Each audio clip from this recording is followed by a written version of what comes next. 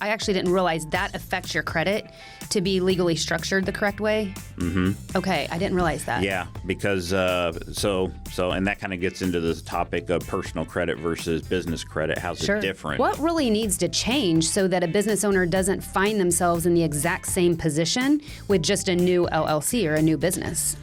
Okay, so that's a very loaded question. And You're welcome. You're welcome. Good luck with that. It's got a lot of pieces to it. So, welcome to the Lasting Business Solutions podcast, Indy's launchpad to sustain business success, growth, and leadership. My name's Renee Lucas, and I am your host. You know, one thing that I love so much about small business owners is their passion. They're passionate for what they do. They have a great work ethic, a great drive, and they're usually really good at what they do as well. But sometimes that passion overshadows the ability to actually be able to run the business. One of those things is finances in the business, and specifically credit. I'm really excited to have my guest on today, Mark Knaack of Guardian Chamber Business Solutions, who's going to be talking to us about the impact that credit has on our business.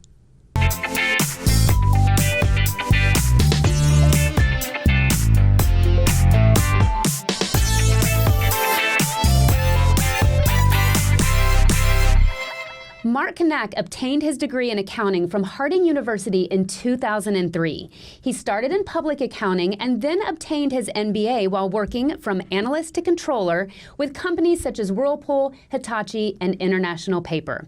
Throughout his career, he'd led financial transformation across many companies within the manufacturing industry, delivering multi-million-dollar cost savings, spearheading system integrations, and strengthening compliance and internal controls. About a year ago, Mark decided to make a shift, and he joined forces with Guardian Chamber Business Solutions, where he could live out his passion for helping business owners. With his background in accounting, finance, and manufacturing, he is well suited to help business owners make strategic decisions and understand the analytics behind their businesses. On a personal note, Mark really enjoys spending time with his family, his wife Loran, his boys Cole and Nolan, and their dog Vader. He enjoys everything outdoors: cycling, fishing, camping, hiking, riding his Harley, enjoying music, finding hidden dives, and of course, all that time with his family. Mark, welcome to the podcast. Thank you so much for being here with me today. Thank you, Renee. It's good to be here.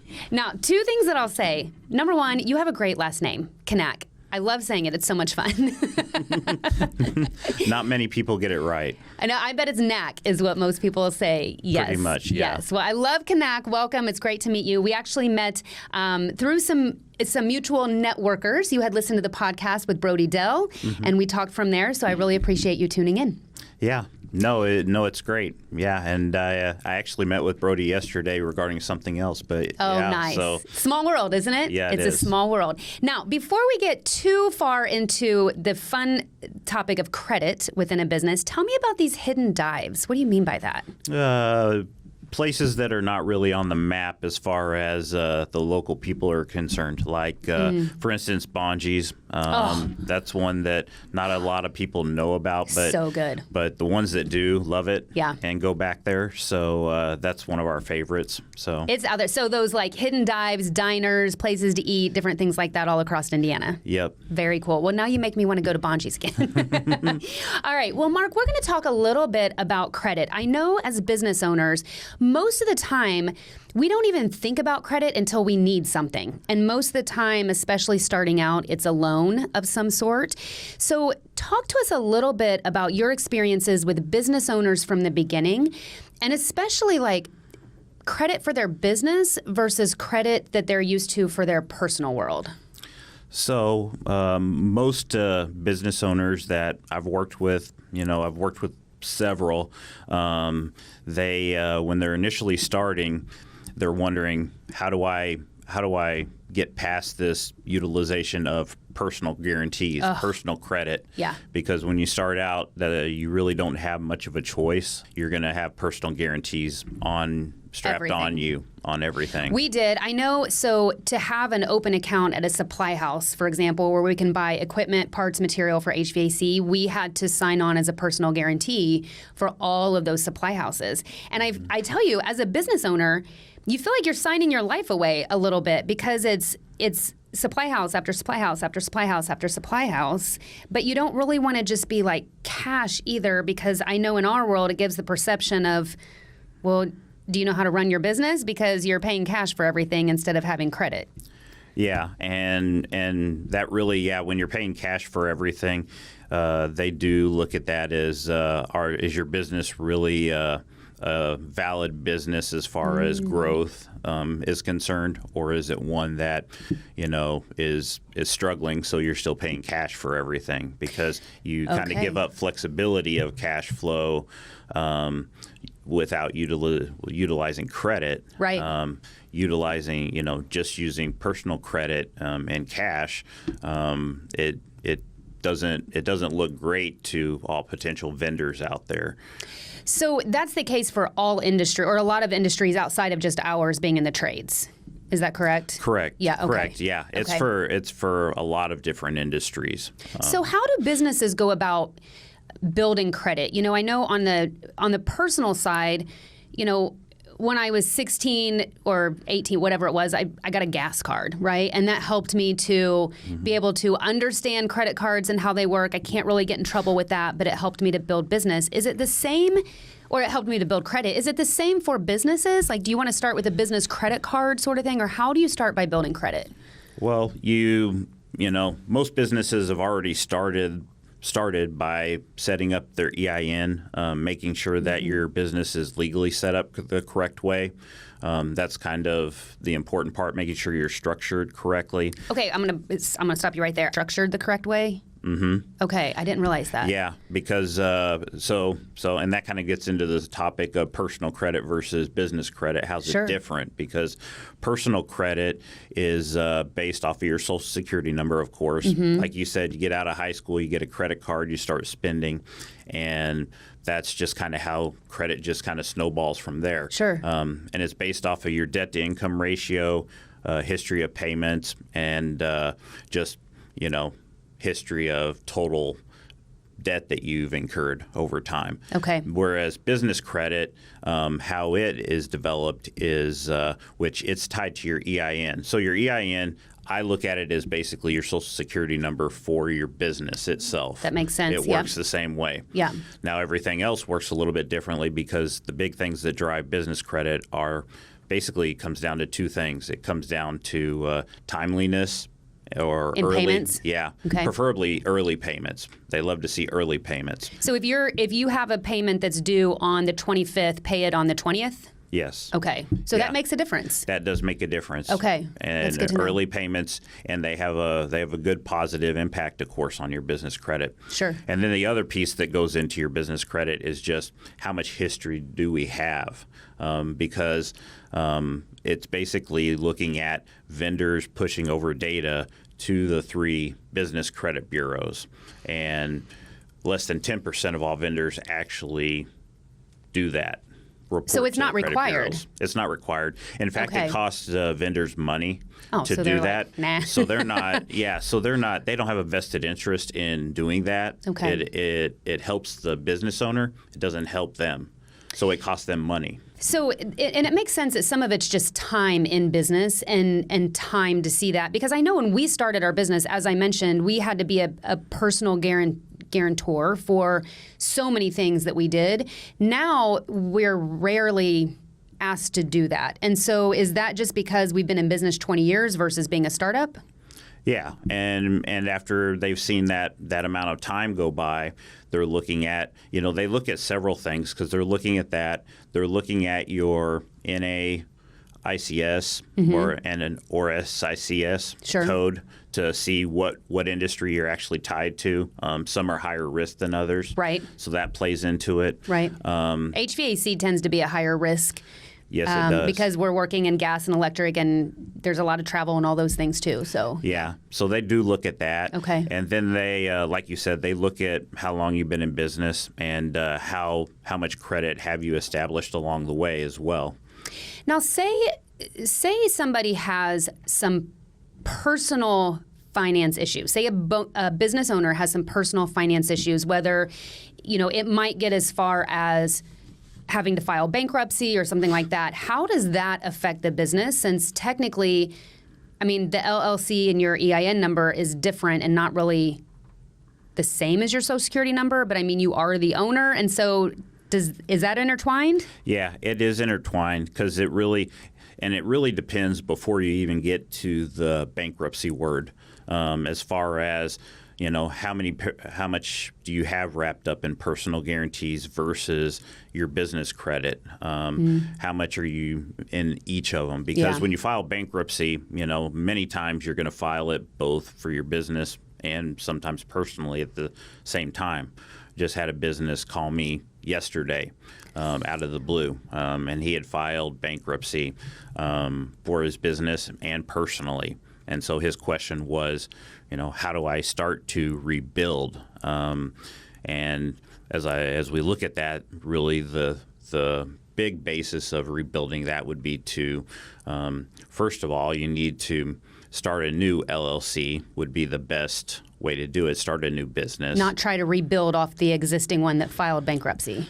That would be the better way, would be just to dissolve the old one and have a clean cut and create a new one. It's going to be maybe a little bit harder road with keeping the same one because they do look at the history so much versus you have a new one. They're gonna not look at the other one as much, and they're going to look at your personal side to see, okay, how much did they have wrapped up in personal guarantees? Because that'll really play into how long it takes to rebuild your credit. To be able to do that. I have a million questions that are swarming in my head just from that comment. So I'm going to throw a couple of them out so I don't forget them. Okay. When I think about that, the first thing that I thought of as you said that was, we're asking some questions here, like, how do I rebuild? And what is this going to look like for my future? But we're asking those questions after we've already filed bankruptcy. And so I think this is something that business owners, this is not part of their plan, is to how do I prevent from getting here in the first place, right? And then kind of the second part of my question is, what really needs to change so that a business owner doesn't find themselves in the exact same position with just a new LLC or a new business?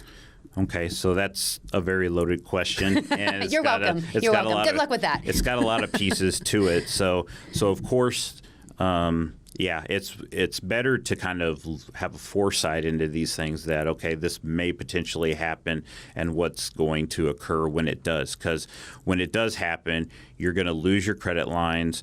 Your personal guarantees are going to go up. Interest rates are going to go up. Your credit limit's going to go down. You're going to have issues getting premiums and leases. Your reputation is kind of shot at that point. And so you're really looking, okay, how do I start to rebuild this? Well, first of all, you want to stay compliant when you are going through the process. Make sure that you're making any payments that you need to and doing exactly what you're being told legally. Start off by, you might have to start off with some net 30 or secured credit to start vendors to start repairing that credit from the beginning.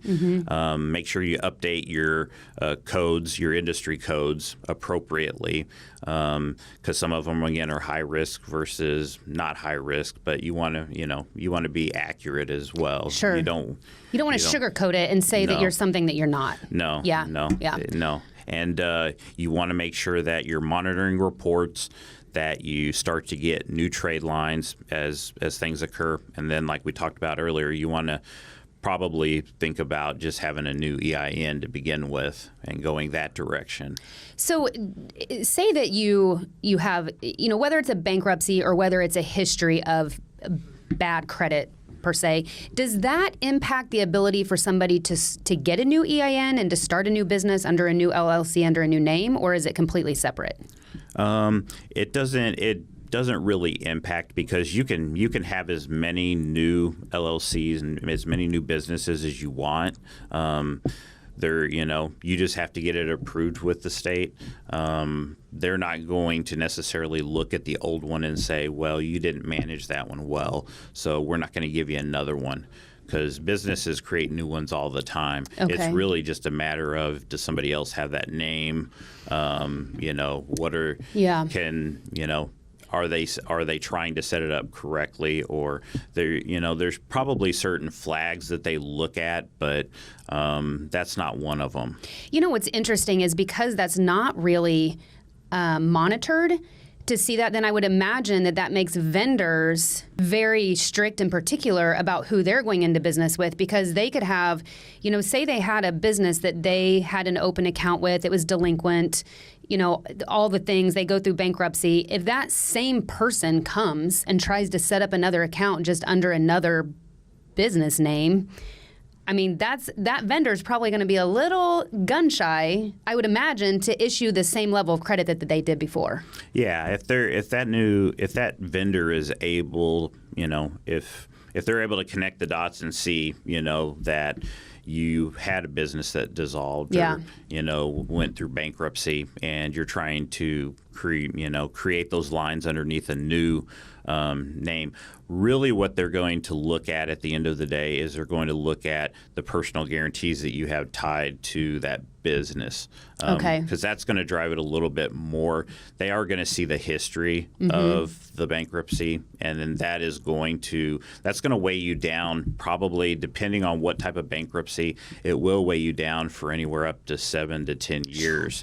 Now, that's a long time. But that does not mean there's no hope. That does not mean that you're not able to get business credit or rebuild it. Okay. That just means that that's how long it stays on your record, similar to personal credit in that manner. Sure. It's going to hang out for a while, but you still have those opportunities where you can go to work with vendors that, you might have a little bit higher interest rate on some things, and you might have lower terms that you might have to. But it's still starting somewhere. Yes. With them. Yes. So let me ask you a question. When it comes to personal guarantees and say a structure of an LLC, so, the structure of the LLC is to protect you personally from, anything that might happen within the business. Does the personal guarantee blur that line, though? Say we had a vehicle that the business financed, but we had to sign personally for it as well early on. And then the driver caused an accident with that. Well, the LLC should technically protect myself and my personal assets, correct? Because it's within the LLC. But if I had a personal guarantee to the financing of that loan, does that blur lines at all? It takes everything into account when it's kind of looking at it, because, if it's a situation where the individual had an accident, it's an asset of the business itself, but it's personally guaranteed. They're able, if something ever happens with your business and you have personal guarantees, they can go after your personal assets. That's probably the most passionate thing that I have as far as separating your personal and your business credit, because the reason to go for business credit and to get that developed on your EIN is so that you can separate it from personal, and so that if they ever need to go after legally after something, they can only go to the business stops there. Right. And your family, your assets, all of that is safe. And I'm completely confident when I say new business owners especially don't understand this, don't know the questions to ask because don't know that it's a thing or it's a possibility, or they just don't make time for it, and then something happens or it becomes a problem later, and it's just kind of like, oh, shoot, sort of thing, right? Because you don't know what you know. And this is where I went back to where I said passion. Like I love the passion of small business owners, but so many times we let that passion overshadow the responsibilities that we have as a business owner. Because especially if you're a business owner and you have other employees, you have responsibilities to your employees to be financially sound, to understand these things that we're talking about, to have strong credit in the business, because you're not only putting your business and yourself at risk, you're putting everybody that you employ at risk and all of their families. Yeah, and that's something, I meet with business owners daily, and the biggest thing goes back to what you said earlier. It comes down to two things. Either they don't know what they don't know, so they don't really know that business credit exists, or they don't know how it works, because a lot of business owners think that it happens automatically, just like personal credit, which it does not. It has to be very intentionally built, and that is kind of a separate thing. How we kind of touched on it a little bit, like how do we start to build that? But then the other thing that business owners I've seen them struggle with is exactly what you said. They're in the business. They're working day to day. They don't have time to do the stuff that it takes to manage the business, really, because you're not looking at your financials. One thing I'm very passionate about is cash flow. Business owners don't look at their cash flow statement half the time. They don't even really know what it is. They look at their P&L, which with 22 years in finance and accounting background, your P&L, you can hide a lot of things in your P&L. At the end of the day, all it's telling you is if you're profitable or not. Versus cash flow is actually telling you the health of your business. It's telling you, are you able to meet your obligations? What are the ins and outs that are occurring in my business? Sure. Well, and you can have all the profit in the world, but if you don't know where your cash went, you've got just as big of a problem if you weren't profitable at all, right? Exactly. Yeah. Exactly. And that's why on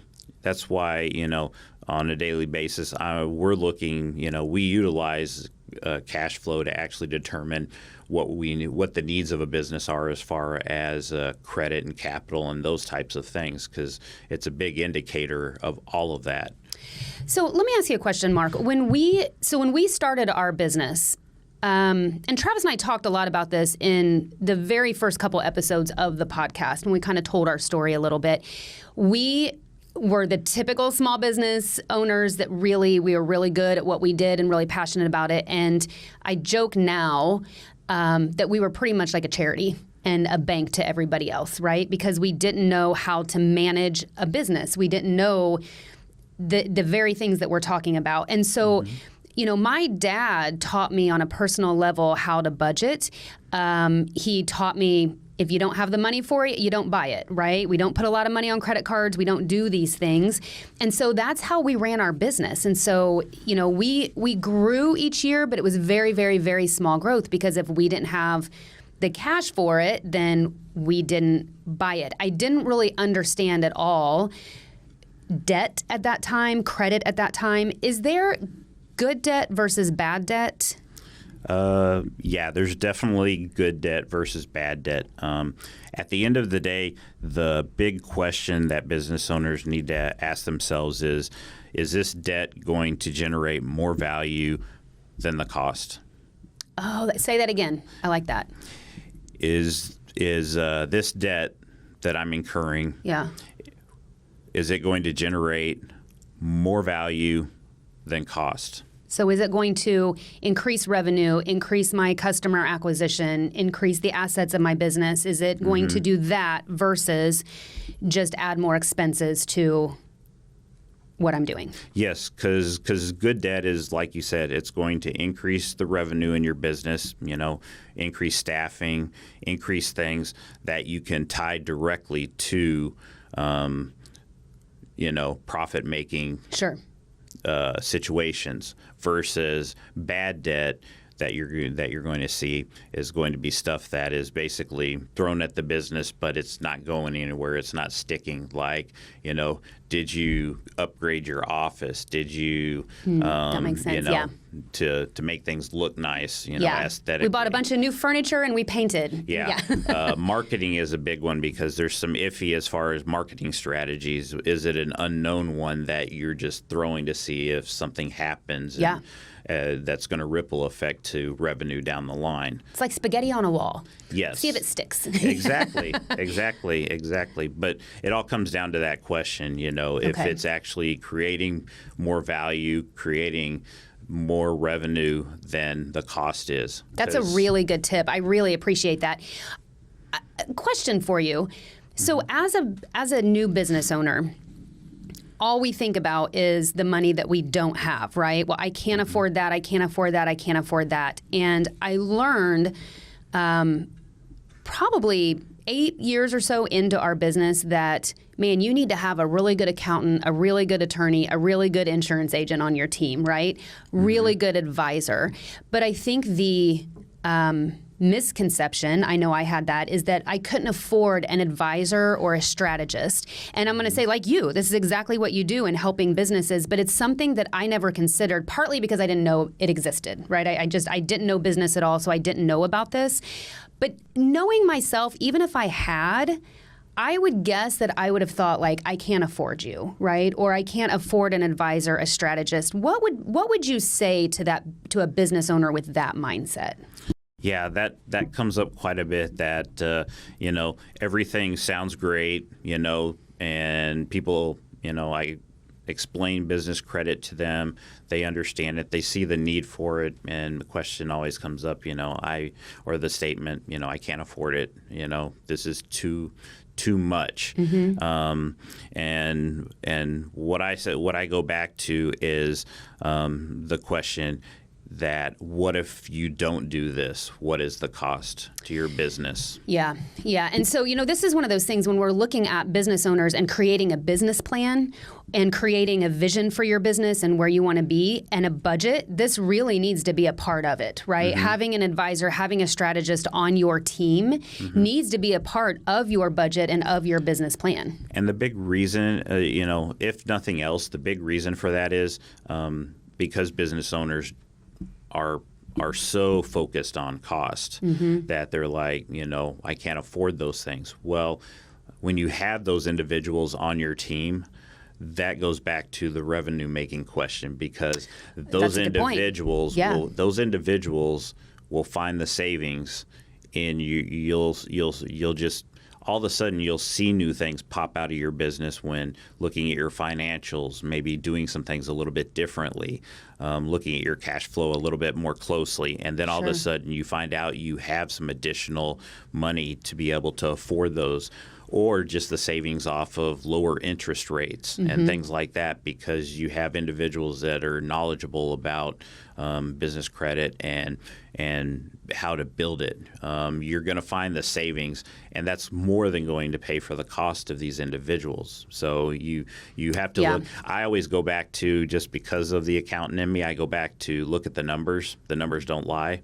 I love that line. Travis and I use that all the time. The numbers don't lie. And so one big site that we use is bankrate.com. You can go into bankrate.com and you can look at the calculator and you can put your numbers in there. And then you can go back and change something and say, okay, how much interest is this actually saving me?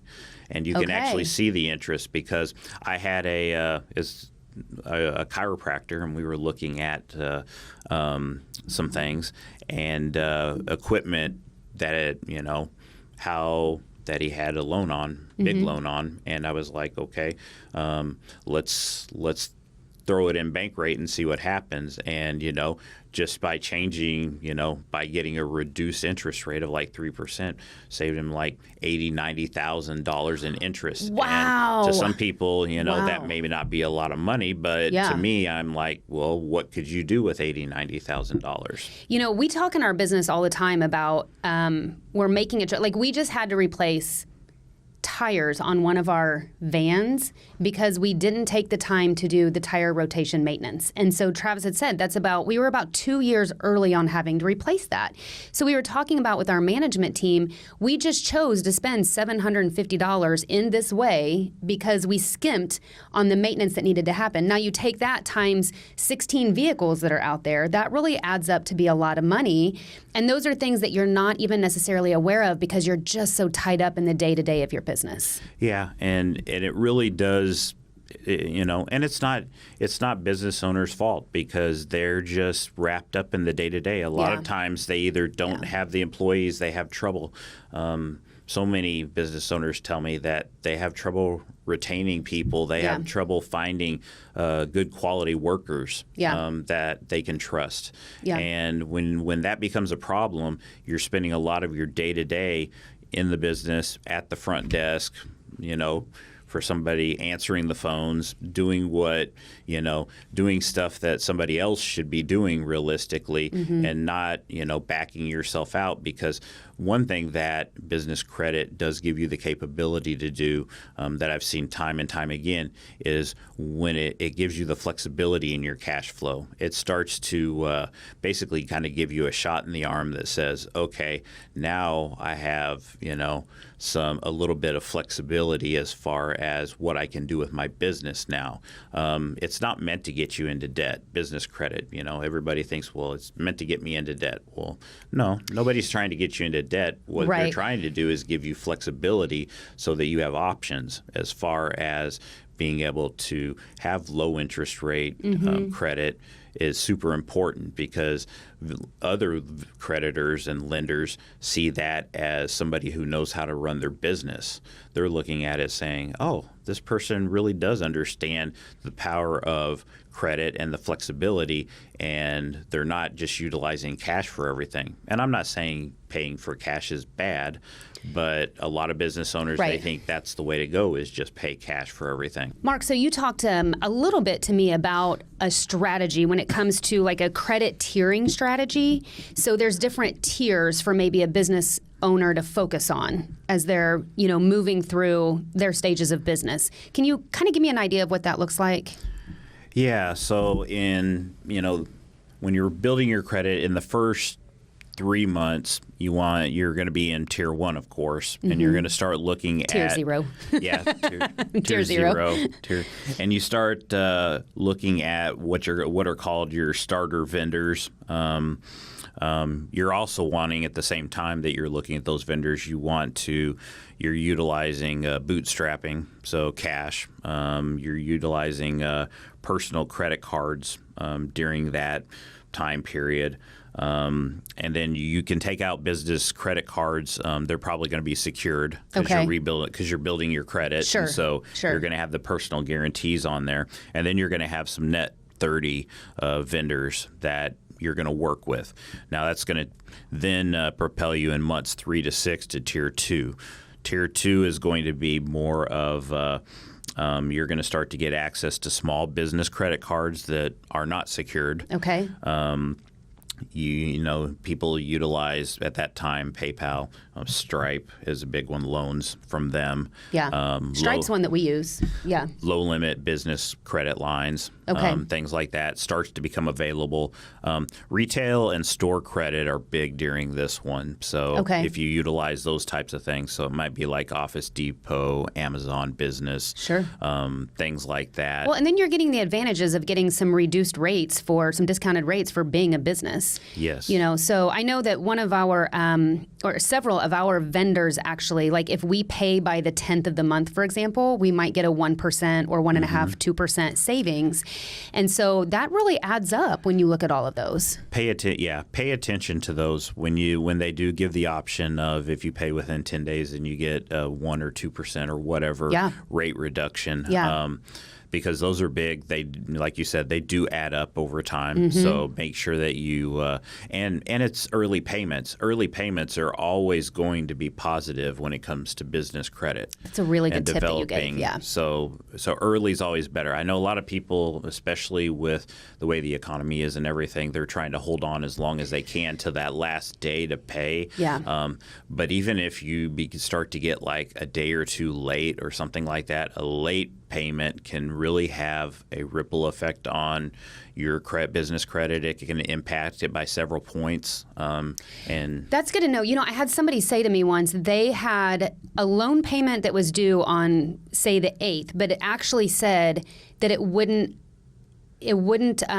bring in a late fee until the 15th. And so they really thought then of their payment as being due as the 15th. But I was like, no, I think it's still like the 8th. And so they were utilizing that time because they weren't getting like a $39 late fee. Yeah. But I was like, you're still paying late. So consider that. Make sure that you're paying by the actual due date, not when maybe some extra dollars would accrue. Yeah, don't pay attention to, I guess you could call that the business grace period or whatever they want to call it. But Yeah. I make sure that you're paying by the actual due date, Okay. preferably early Yeah. on there. If you just get in the consistent approach of paying early, that's probably the best. And then you just automatically treat that as your due date. I'm going to pay 5 days before the due date Sure. every time. And You know, it's interesting because we do that. And so just about everything that I pay on is 5 to 7 days prior to, and some is because you're saving some interest over time and everything too. And so, but then that just becomes, if I do that for everything, that still spaces everything out the same as to what it was if I was going 5 to 7 days later on everything. So,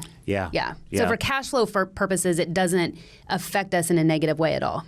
Correct. In months 6 to 12, you get to Tier 3. Tier 3 is going to give you better revolving lines of credit, some higher card limits that you haven't had before.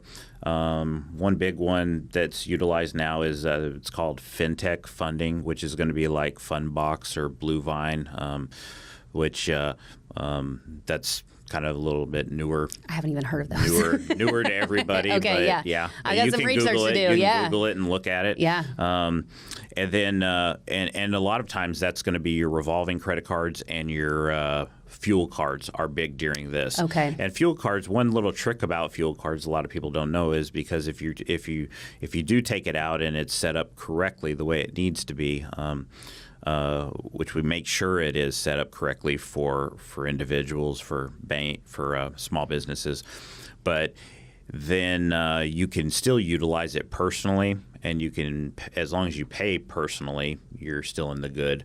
But nice. It can still get reported on your business, business side on the then. business Yeah. side of things. And there's a big key with getting things reported because working with things, and that's and without getting into everything that we do exactly, but we have relationships with all those vendors automatically, and that's kind of how that works because you have to develop Okay. a relationship with vendors, and you have to actually go and you're going to have to ask them to report on your business credit because they don't. Again, to go back to my initial statement, less They than don't do it on their own. 10% actually report it because it costs money for Right. them to do it. So that's really a big key of it is getting them to actually report that information to the credit bureaus because it doesn't happen automatically.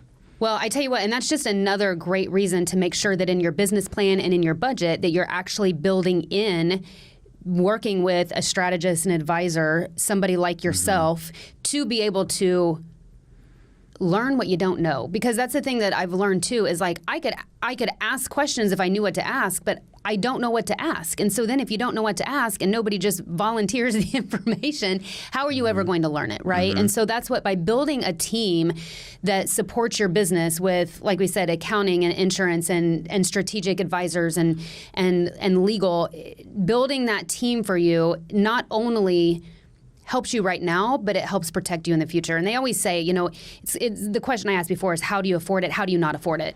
And that's what it always feels a little like snarky when somebody says that back to me. How can you not afford it? But it's really true, and you don't realize that until you reach an unfortunate time where you go through something where it would have been really helpful to have some of these things in place. Yeah, and it, like you said, it needs to really be surrounding yourself with those individuals that are going to be beneficial for you and your business. A lot of business owners want to keep things really close to their chest, and they want to do their books. They want to do everything. Control issue They that want to. we all go through. They want to know everything that's going on, but Yeah. but basically filling your business with individuals that you trust that know these other areas more extensively and know the questions to ask, like you said, that's going to be what makes your business better because I forget what the saying is, but you can be judged or you can become better by the 5 people that you surround yourself with. Yeah. If you surround yourself with a team that knows what they're doing, then It's only going to lift you up. it's going to make your business much better, and you're going to see a lot of improvements. And so that's why at the end of the day, services that you can you start to work on being able to utilize some of those outside services to bring in individuals that are going to be of benefit to your business at the end of the day. That's going to be important. Well, I tell you what, you have been such a benefit to all of us here today. And so we've talked, thinking back from the very beginning when we were talking about even beginning to build business credit, why it's important, what happens if we don't manage that well and we end up in a bankruptcy situation or something like that, good debt versus bad debt, and how are we using debt to produce income and to grow the business. You've given us so many great tidbits that I know I've taken away, and I really appreciate you sharing with us. You'd also mentioned to me that there's an ebook that you have that has some information about these different strategies that we're talking about. We'll have a link to this in the show notes. Mark here with Guardian, we just really, really appreciate all the information. I've learned so much from today too, and I just really appreciate you being on and sharing everything. And of course, if you are looking for an advisor or a strategist, reach out to Mark. Check out the link to the ebook and educate yourself. There are going to be things that we as business owners, we just don't know. And you're not expected to know it all, but don't ignore it, right? Don't ignore it and don't let it be a problem. Use the information that we have here to really grow and advance. So thank you for being on here today. Yeah, thank you for having me. I really wonderful. appreciate it. Yeah, small business owners are definitely my passion, and helping them understand and learn things that they don't know already. That's really the key. Is do it sooner than what we did, right? We're 20 years in, and so start from the beginning with all of this stuff. So, well, thank you so much. I hope that you picked up as much as I did from today's episode with Mark, and thank you for joining me on the Lasting Business Solutions podcast. Stay tuned next time. We're actually going to have our install manager, Dylan, on, and we're going to talk about management in your business.